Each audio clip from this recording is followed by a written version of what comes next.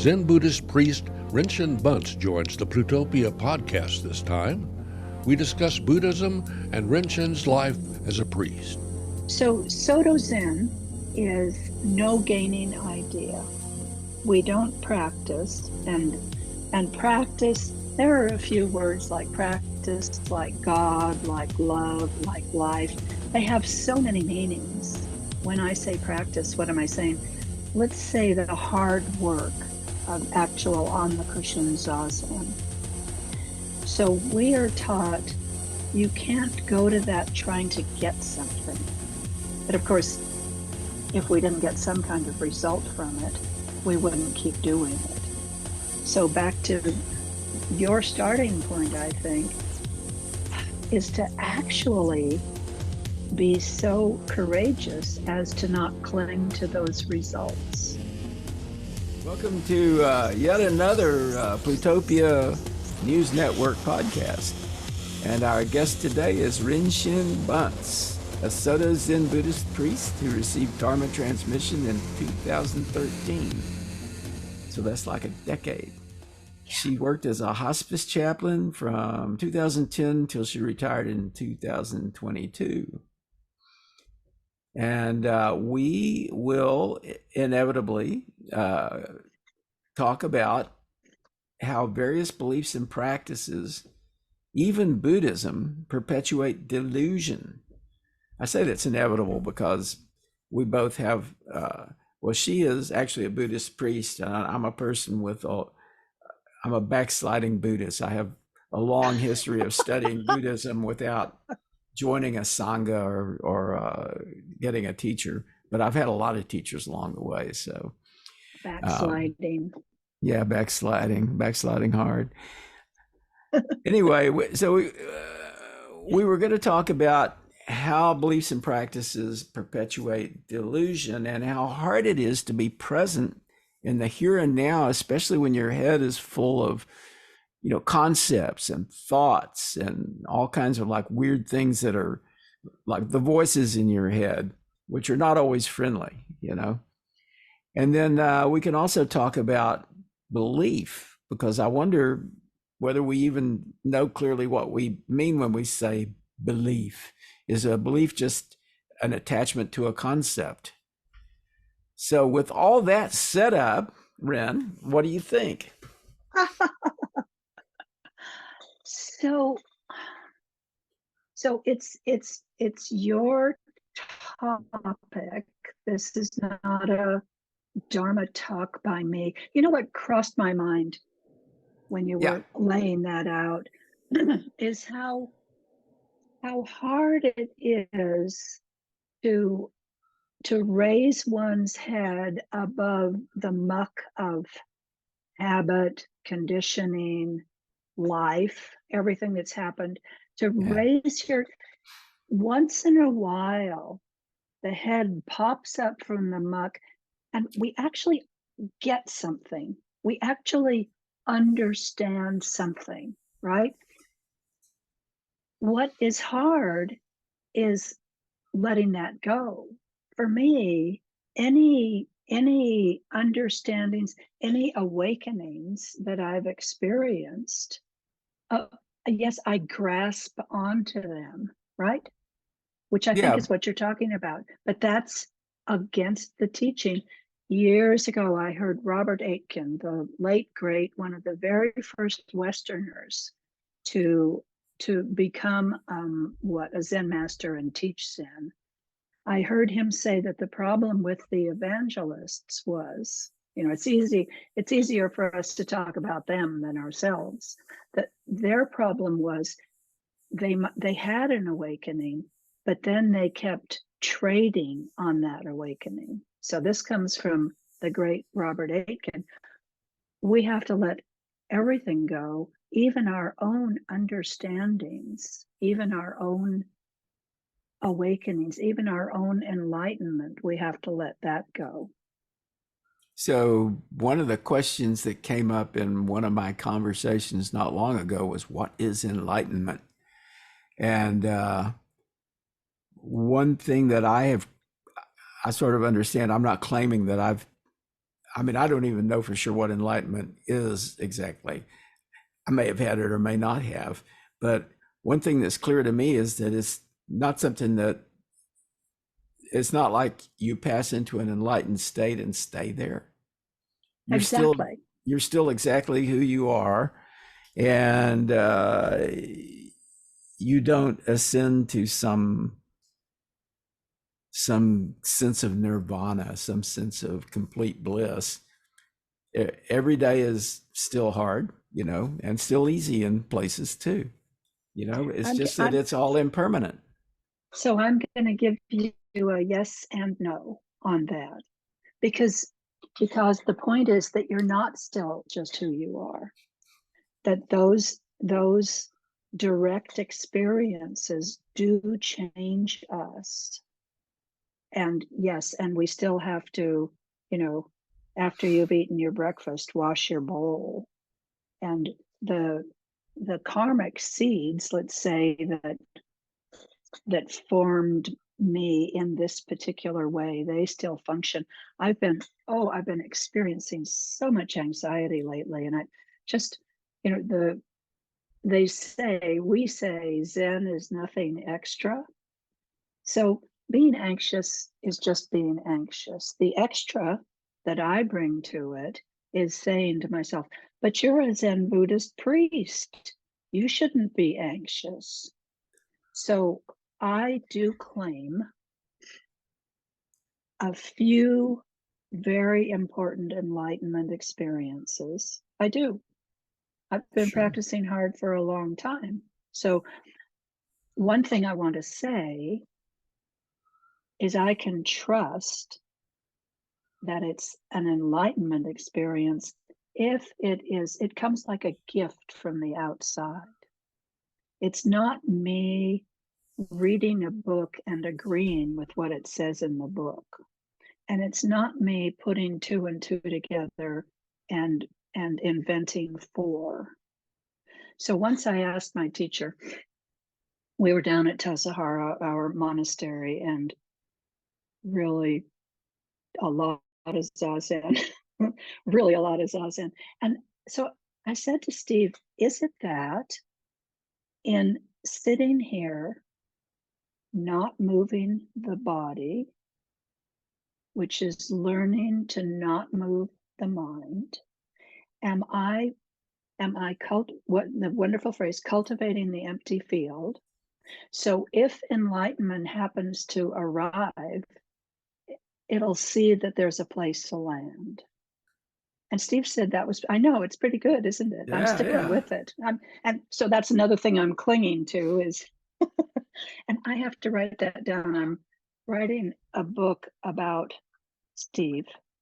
And well, this has actually been recorded, so you won't lose it. I don't know about listening again to myself talking. So Soto Zen is no gaining idea. We don't practice, and practice, there are a few words like practice, like God, like love, like life. They have so many meanings. When I say practice, what am I saying? Let's say the hard work of actual on the cushion zazen. So we are taught you can't go to that trying to get something. But of course, if we didn't get some kind of result from it, we wouldn't keep doing it.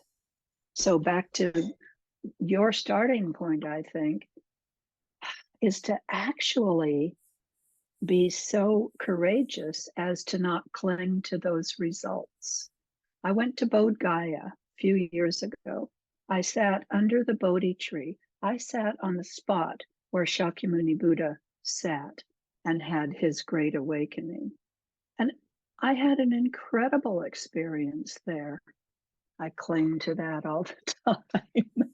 So I won't tell you exactly what it was right now, but these experiences are great gifts. They're great encouragements. Let's say they're, as we're walking down the highway of life, they're like signs that we pass that say, yeah, keep going. Yeah, keep going. You're doing fine. Keep going. You know, I had an experience once that, in retrospect, I think was kind of an instance of Kinsho, some level of awakening to something. But at the time, I just kind of thought, oh, that's the way it is, you know? And I just thought that I mean, I had realized something, but I just thought that it was like something that everybody at some point should realize. And it was only later that I realized that it was maybe, I don't want to call it an enlightenment experience, but something different than the kind of realizations that most people will have, I guess. I'm also realizing, and almost as soon as I said it, I realized that how fallacious it was for me to say, you're still the same you, because you're never the same you, ever. Yeah. You know, Yeah. it's always different. I mean, nothing is permanent, including your being, you know, that's changing all the time. But at the same time, you do try to like hold things in place. And especially if you have an experience that feels ascendant like that, you just don't want to let go of it. It's just very hard to let go of it. And It's true. but it's already gone. So you don't really have a choice. You can, I'll touch back to those memories when I need comfort, right? Because those, yeah. I'm thinking, John, about the gift that Suzuki Roshi gave us of the concept. This is all concept until it's deep understanding. The gift he gave us of small mind and big mind. So big mind is the absolute. Big mind is everything is always changing, including us. Small mind is, I actually do exist. If you pinch me, I say ow, right? Yeah. And I say ow for quite a while. So it was important in my entering Zen when I initially thought the idea was to get rid of this pesky small self and roll around heaven all day in big mind.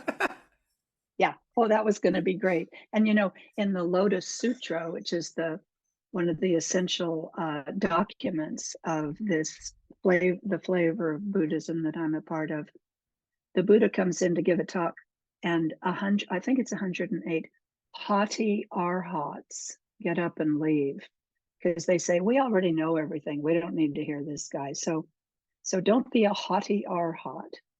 So now let me see. I was having so much fun with that. I forgot what I was talking about. That happens. I think we were talking about impermanence. Oh, I was talking about, yes, we were.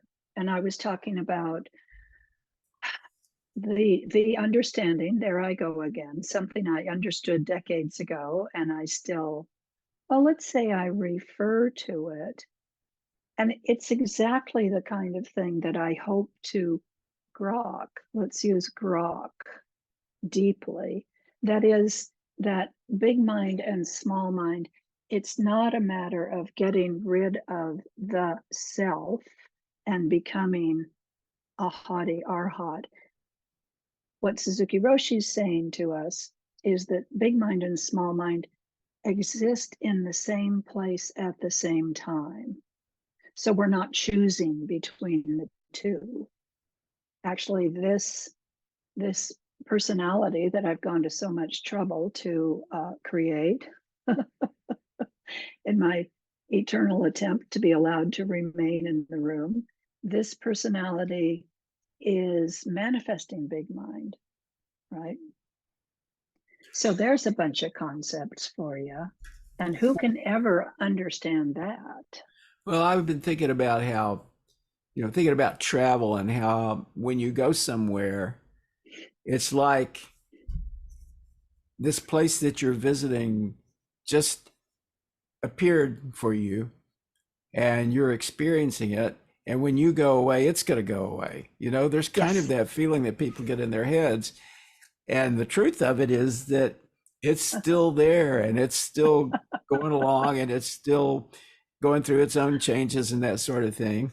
And it's kind of like that with, like with Buddhism. If you didn't have any idea of Buddhism or anything like that, that doesn't mean that reality would be different than it is. You Right. know? Very good. Right. I mean, things are as they are, and we are as we are, and we're all part of an interdependent thing. But we're somewhat, the delusion part is like being kind of sealed off from that and thinking you're coming into it and coming out of it when you're just always there. And I'm going to say Buddhism is training in letting things be as they are. That's my that's my understanding of the practical application of all of the teachings, all of the practice. My teacher Steve used to bring his guitar into the Zendo, and the song that he always sang, it's an old blues song, and it's called Relax Your Mind. Relax your mind. A few years after he died, it dawned on me, oh, what he meant was relax your mind. Stop trying to control everything, which is what we do, which is what we're trying to control each other. We're trying to control our own bodies. We're trying to control what's going on in Russia because we're so smart, right? Relax. And which is, I mean, how cool would that be to let life be life, which is going to happen anyway. Can a person that's not a practicing Buddhist achieve enlightenment? Sure. And how would that happen? Oh, through, let's say, their fortunate karma. I mean, I don't know how it would happen, but sure. This is, the Shakyamuni Buddha he was not a Buddhist. He didn't invent Buddhism. He realized the truth that was already there. So someone who is nothing, or a Christian or a Jew or a Muslim just walking down the street, sure, they can wake up. How does it happen to anyone? I've known people who have had experiences that I would say are enlightenment experiences from the way they described them to me, but they were not Buddhists and had nothing to do with Buddhism. And I also have talked to Buddhists or heard from Buddhists that enlightenment experience would come to them without any expectation or without any thought that it was going to come, that it was like lightning hitting, it was like it's not like you can come up with a recipe for getting to the point where suddenly you're enlightened. And some people become enlightened just out of the blue, I think. Become enlightened or have an enlightenment experience, because when we say become enlightened, that makes it sound like you become enlightened and then you're enlightened from then on. And I think we already said that that's not exactly the way it works. So we can talk about the way we all took psychedelics when we were young, and some of us even now. And we can, I think, legitimately say that many of us had enlightenment experiences when we were using psychedelics, and many of us turned to one flavor or another of spiritual practice later in life, not so much to get back to that, but because we knew that existed. Yes, and to get back to it because we'd experienced it, but because it was drug induced, it was gone the next day. Some people went to a whole different kind of drug in order to get away from it too. Some people will have that experience and it'll scare the hell out of them, I think. Not me. Not me either, but I've known people who were like that. Yeah. you know, Yeah. didn't know what to do with it. Oh, I thought Scoop was going to say something else. Scoop? Well, actually, I can. I'm, not a practicing Buddhist. I think I might be a Buddhist appreciator from Yeah. being associated with John and various people over the years. But I meditate every day, and I'm not looking for enlightenment. Perhaps I'm looking for a chance to be in another world than the one I'm experiencing most of the day, which is Mm. hectic and confusing at times. And meditation just gives me that chance to unplug and drift away. I haven't had any enlightenment, but I don't know if that's what I'm looking for. Is Yeah. is that the wrong thing to be doing with your meditation, or is it okay just to meditate to relax and to unplug your mind? There's no wrong thing. If it's working for you, that's terrific. What you describe is not some Buddhist meditation, but so what? Because what you describe is a practice that you do every day, and it's working for you. Great. There are all kinds of meditation and all kinds of reasons to meditate. We talked before recently. We had started this conversation before and are coming back to it, where we were talking about reality, and one thing that I understand about the Buddhist path is that part of it is about finding your way to be in the present with what's real in the present without a lot of like distracting noise in your head and that sort of thing. But there are some people who believe that there is no one objective reality. And what do we really know about that? And can we really know what's real in a big sense, given that we have limitations? Our senses, for instance, are limited in what they can perceive. That sounds a little bit like the old comic book question: what is reality? What's reality for me is I'll be right back. I have to get a Kleenex. I'm so excited that my nose is running. Oh, I'm glad that we were able to elicit a response. Yeah, reality. I say when I write and I talk about myself that I was so I started meditating, which was very, very unpleasant for me, but I started and continued meditating because I was so tormented by wanting to know what reality was, knowing that whatever was going on inside my head and whatever was in my life, that I was only seeing a small slice of what might be possible. My reality, your reality, the reality, I don't know. But I do know this.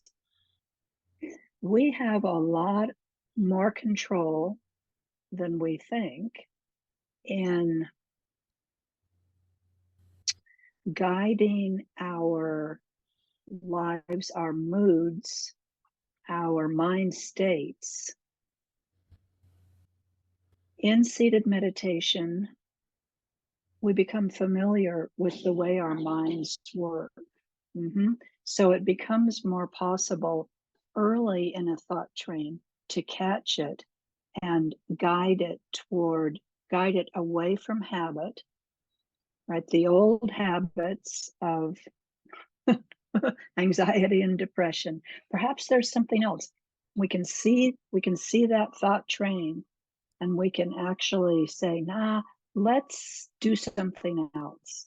I would try this when I was working as a hospice chaplain, and some of my people, they were just in such mental difficulty, and I would try to say, do you know you have some control over that? and maybe a couple of them heard it. This is my me, Ren. This is my experience of reality. This is hard to talk about. The power of our own mind, just to make myself not be depressed. Yeah, there's a simple example. Let's not do that. I don't know. Did that make any sense? Yeah. Yeah. And I'm remembering when you took psychedelics that some of the filters came down. Our reality, our perception of reality is filtered to some extent for practical reasons, so that we can kind of move in the world without being totally overwhelmed by all the potential things that we could perceive. And when you take a psychedelic drug, one of the things that happens is that you kind of open up and you perceive more of that stuff. And I think I have trouble deciding whether that's really a pathway to enlightenment or just some more delusion, whether that perception is a perception of things as they really are, or that with the filters removed, whether you're still like making stories in your mind about what it is you're experiencing that are not accurate. I think both. I think psychedelics is the fast way that fades, and I think meditation is the slow way that sticks, of scraping away those layers of habit and conditioning. I had an interaction with a woman in her 60s, and she said, "Well, my mother always said to me," and I thought, "Really? You're 60 years old and you're still doing what your mother told you to do?"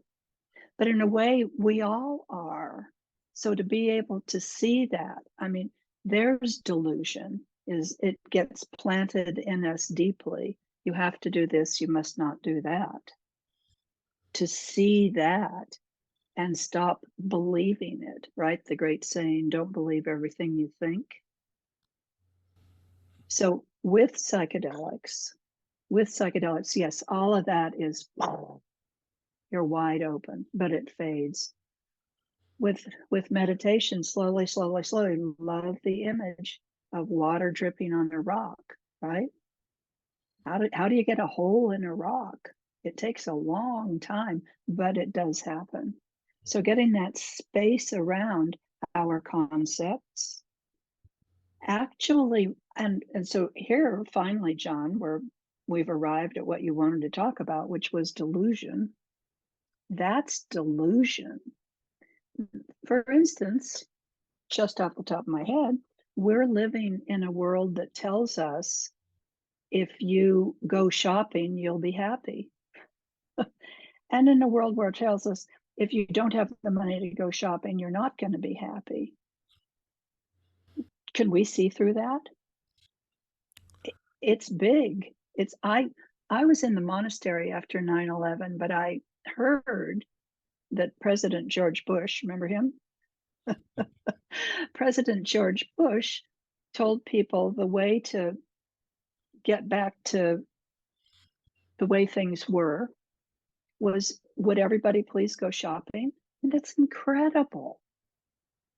So for us to see through that mass delusion, and have the good fortune to find some other people who are also interested in finding another way to be happy. It's not just another, here it comes, John, pink cashmere sweater. Alas. Ren, I'd like to get your opinion on something. I tried to smarten myself up about Buddhism before our interview here. And I ran across something about a Zen monastery in Vermont called Maple. Soryu Foral is the monk, and he's predicting the apocalypse as a result of artificial intelligence. And he's now becoming an AI guru. Is that something you? Is he the only one predicting the apocalypse, or is this an outlier that we should probably not even bother with?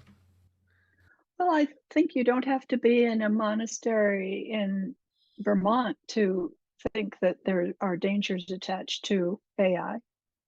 I've never heard of the guy. Maybe he's right, but I love it. Scoop, I also am trying to smarten myself up about Buddhism. Remember too that when we say Buddhism, that's big, right? When we say Christianity, that's big. That goes from Thomas Merton to Jerry Falwell, just off the top of my head.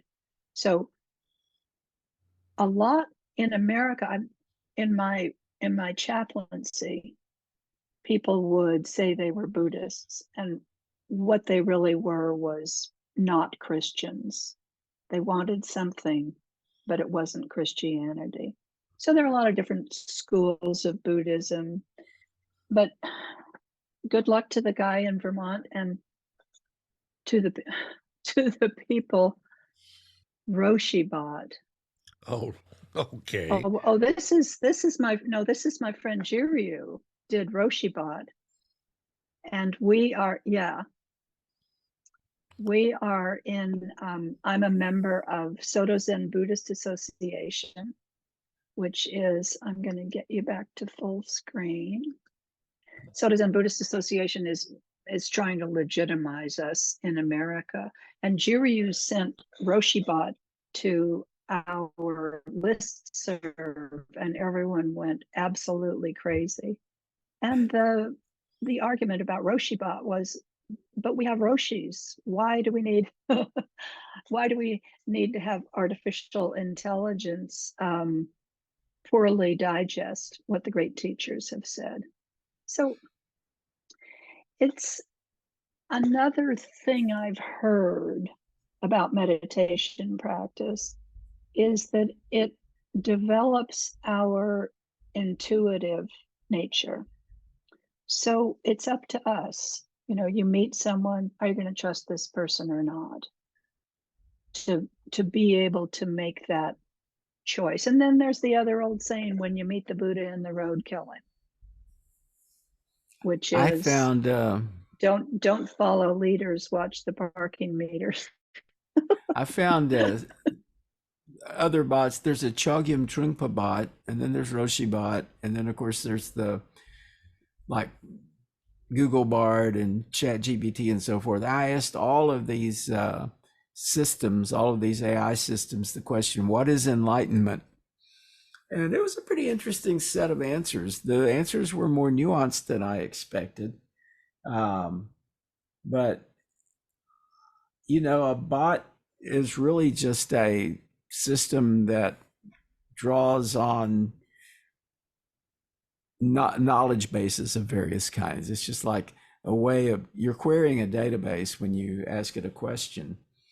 And I'm pretty sure that when you're talking to your Zen teacher, you're not querying a database.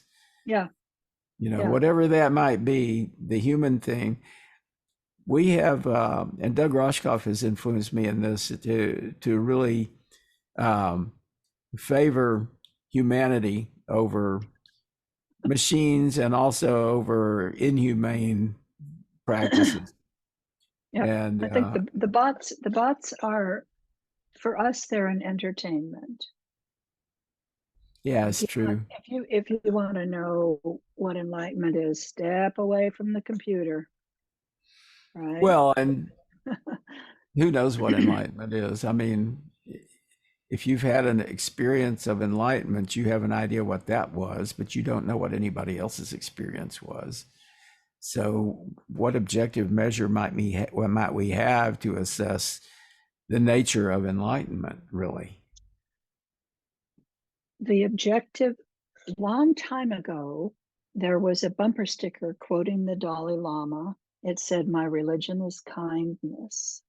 So we could this fellow fellow in Vermont who's predicting the end or whatever, is he kind? There's a great measure. Is this person kind in the world? Then they must be enlightened.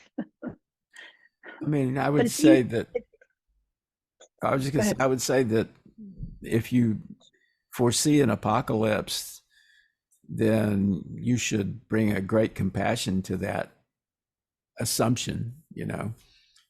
Um, I would expect someone who is using those terms, you know, there's an AI apocalypse coming, to be working with compassion quite a bit. I don't know whether that's the case with him, but that's what I would expect. Various religious groups over the many years that I've been around are have been predicting the end of times, the end of days, the apocalypse, you know, doom, whatever, and they always give you a date, or they used to. I've noticed they've stopped doing that because there were so many people that gave us an exact date of when the end of times was, and it came and went, and they had to deal with the embarrassment of predicting the end that didn't occur. So it's kind of hard to predict the apocalypse. So this is our huge need to know. It's our yearning for certainty in a world in which there is none. What do you have there, John? What are we looking at? Is this the Vermont guy?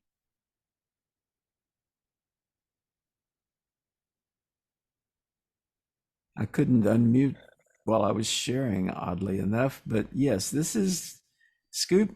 Can you confirm for me that this is what you were looking at? It says Monastic Academy, but it's called Maple as well. Yeah, that wasn't what I was looking. I was looking at an article in the Atlantic, but There you go. this This is it. this is Maple. So this, as you can see, includes what they call an AI residency for those working at the intersection of AI and existential risk. But that's something else. That really doesn't have anything to do with what we're talking about. It is kind of I mean, interesting. okay. So I shouldn't go cash in all my stocks and get ready for the apocalypse. I don't know what you should do. I don't think anyone does. Well, I would just So say that all of us have an apocalypse coming. It may just be one of us at a time, but Mhm. That's the so only thing I you can was count on. starting to want to say that it's an indication of our desire to know. So once, I mean, we need to know, we need certainty for our own comfort, right? Investigating reality, living in this way, it actually is very uncomfortable, right? Living in a world where everything is always changing, where there's no place to stand, is very uncomfortable. So we just make shit up and say it's true. I would think it would be bad to know when the end is scheduled for an individual because that would totally, you know, derail their lifestyle, I would imagine, or their life. It personally, I really don't want to know. I'm just going to do the life, and when it's gone, then it's gone. Sometimes I think I'd like to know. I'd like to know because I'd like to know how to spend my money, right? I'm retired. I have X amount of money and I don't want to leave any on the table when I'm dead. Yeah, sometimes back to that yearning for certainty. Sometimes I think I would like to know, but too bad if I do, because nobody does. some people have a better idea than others, though, when they get a prognosis that says, "Oh, you have 6 months to live." Then you figure maybe I'll have more or less than 6 months, but that's probably pretty close. And from all I've heard, that is an occasion for real growth when people get that kind of prediction. Could be, I mean, you but worked in hospice. You probably yeah, were around a lot of situations like that. I sure was. And I thought for most of us it was an occasion for great resistance. Nope, don't want to die. Nope. A few people who were very helpful to me were people who, when they got their terminal diagnosis, were angry because they realized they had followed all the rules.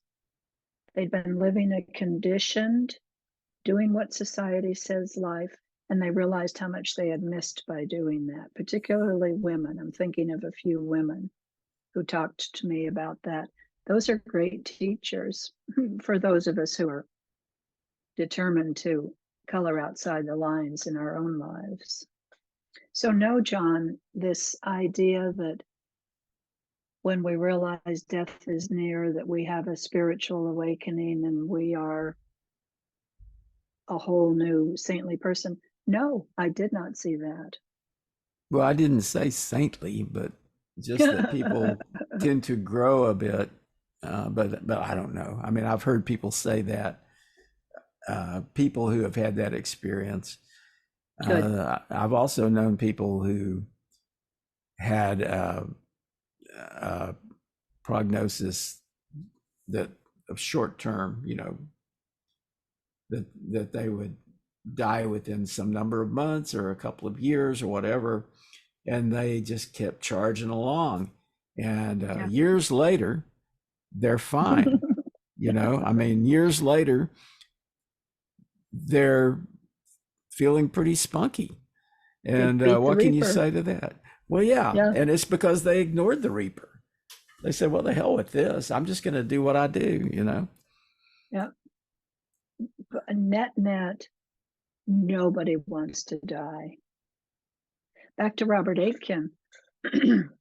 I heard him say his wife Anne was dying, and he said that she was doing it with an air of curiosity, that she was greeting death saying, oh, what is this? I think that's the best advice on how to die I've ever heard. I would hope that I could do that. Yeah, most of us are just saying, oh, shit. That's right. I was impressed by the way my dad went. He knew he had liver cancer, and he knew he had, X number of months to go.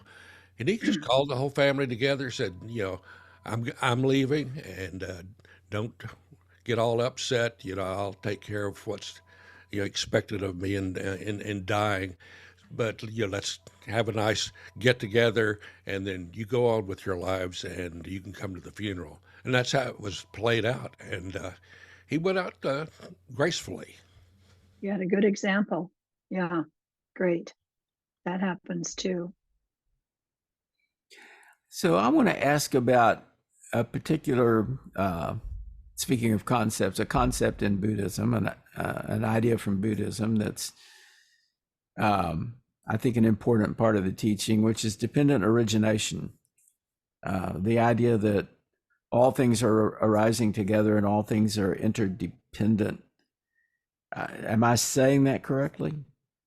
Yeah, except it might not be an idea.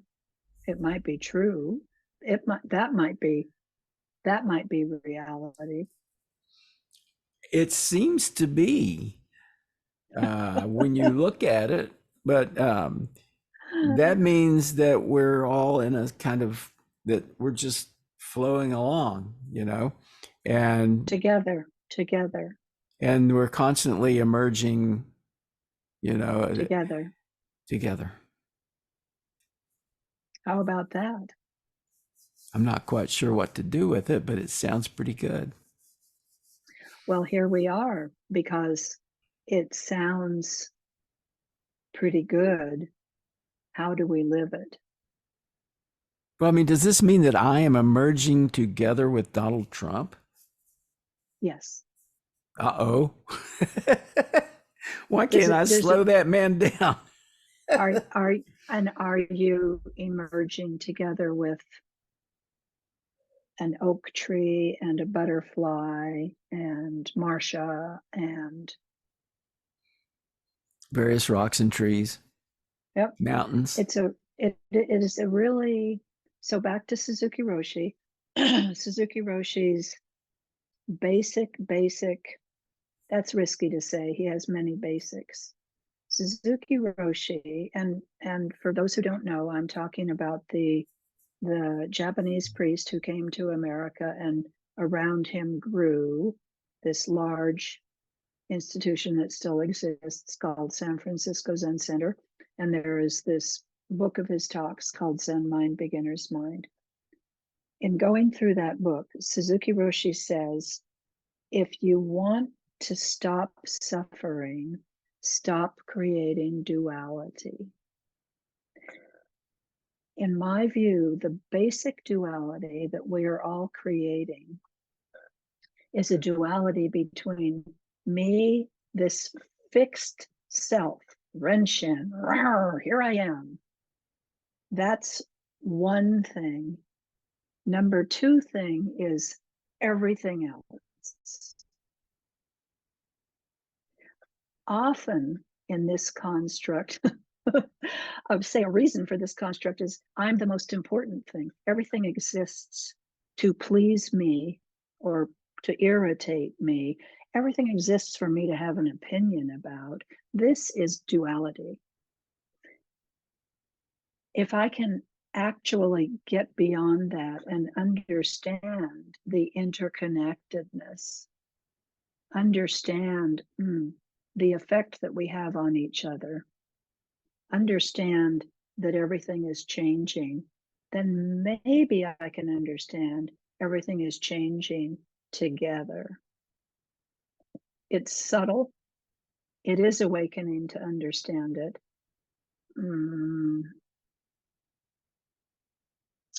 And when I do, particularly if I'm having difficulties, if I remember to join myself to everything, if I remember when I'm having difficulties that I'm not alone and in peril, that's where true comfort lies for me. But John, it's a concept that I've heard about and read about, that I've understood like that. It's this. Here's a concept that I cling to. Mm-hmm. Does that make sense? Oh yeah. Yeah. I mean, it's maybe it's less of a concept and more of a realization.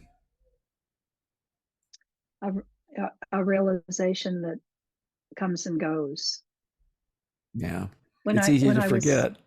When I was still living at City Center, San Francisco at that time Market Street was rough. It isn't, anymore it's a third world country.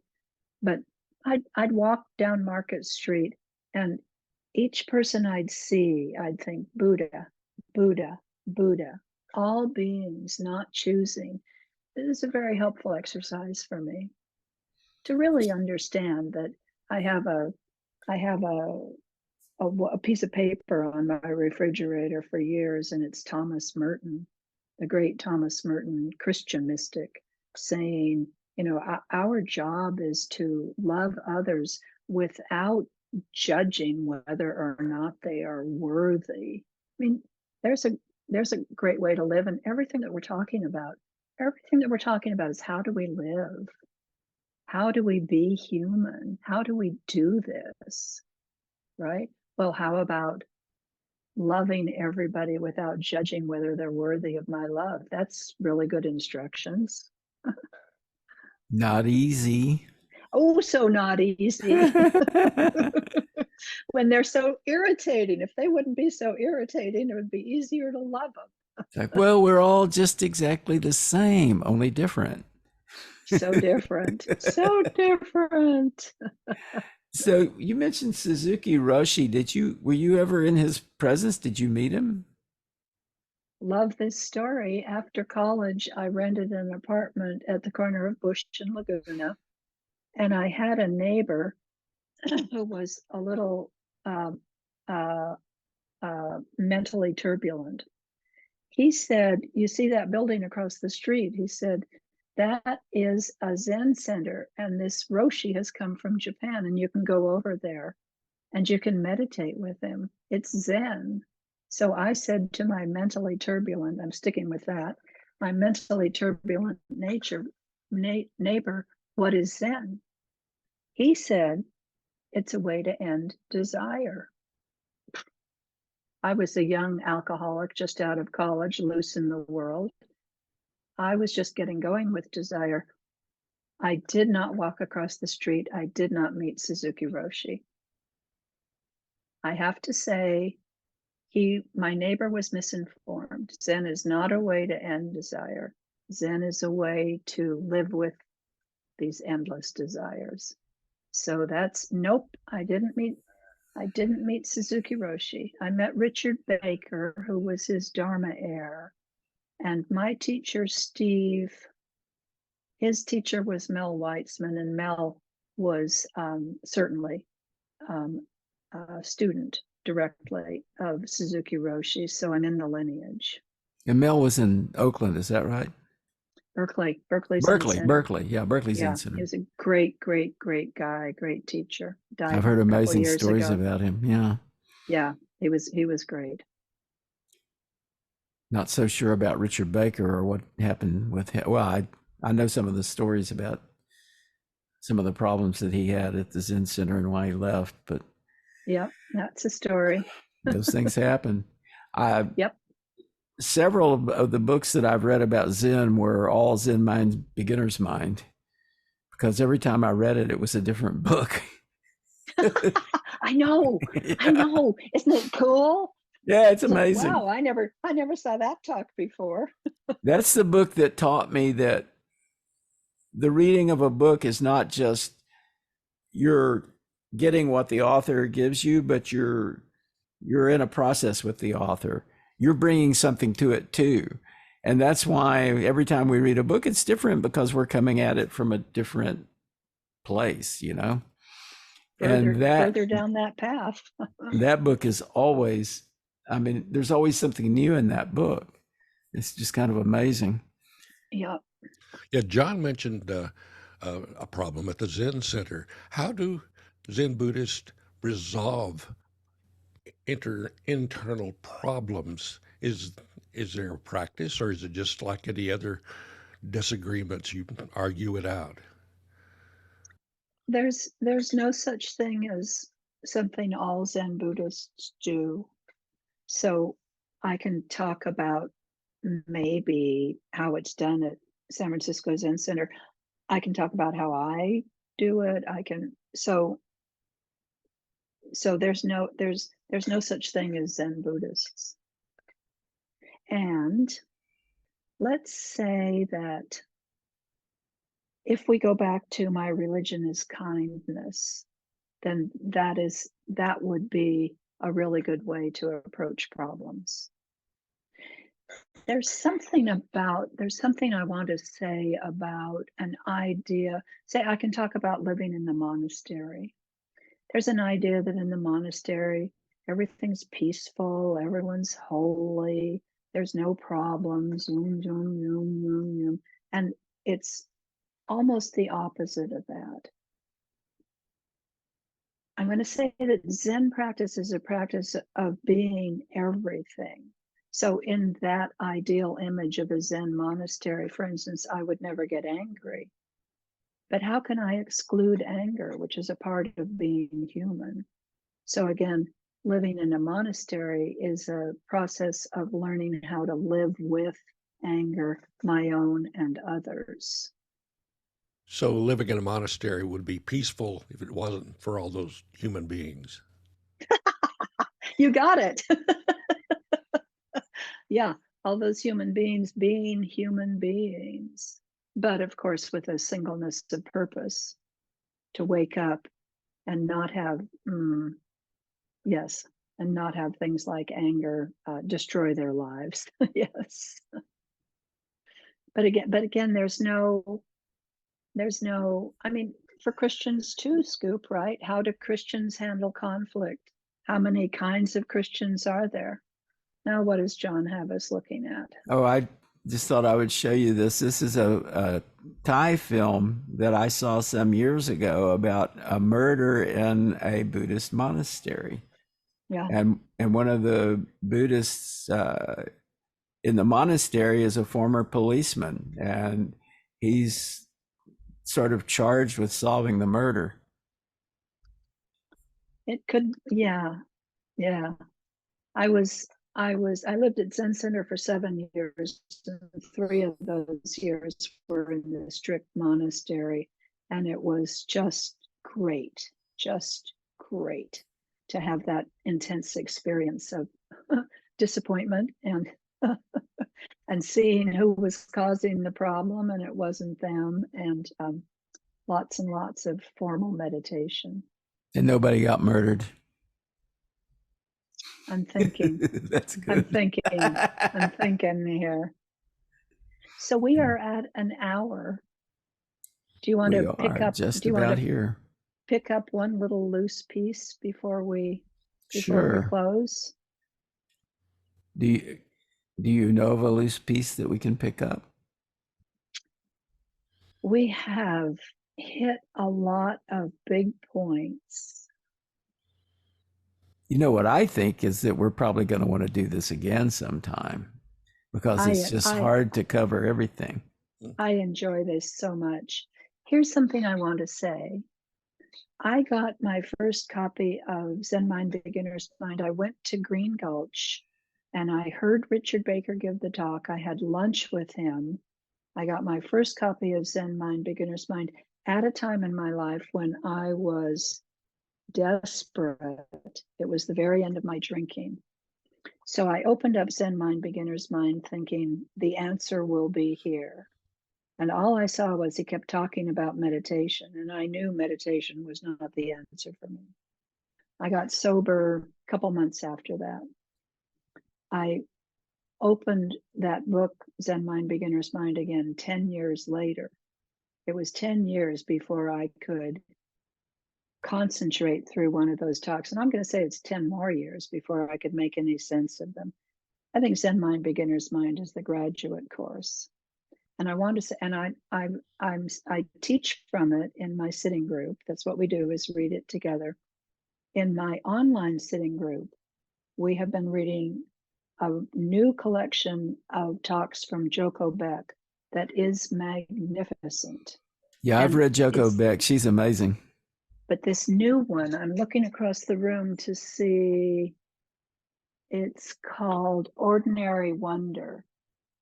And it is so simple, it is so clear, and it is so helpful. Her way of combining psychology and the ancient teachings, I don't know anyone who does it better.